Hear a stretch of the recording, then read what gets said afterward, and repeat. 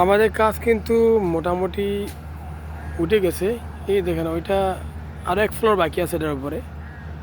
এখন আমরা 5 নম্বর ফ্লোরে আছি, 6 নম্বর ফ্লোর বাকি আছে। তো যখন 6 নম্বরটা হয়ে যাবে তখন আমাদের উপরের কাম শেষ হবে, আরও কিছু কাজ বাকি থাকবে।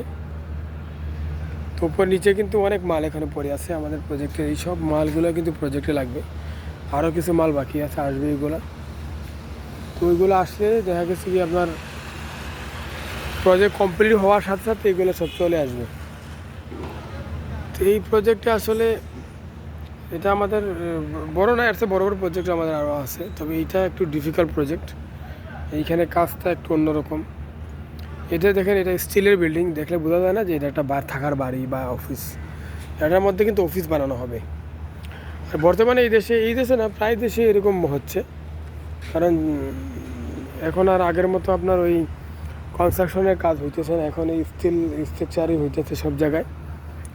স্টিল দেওয়ার মানে হয়েছে এটা লং টাইম থাকে, স্টিলগুলো লং টাইম, অনেক বছর, প্রায় 100 বছর সামথিং এগুলো ইউজ করা যায়, কোনো রিপেয়ারিং করার প্রয়োজন হয় না।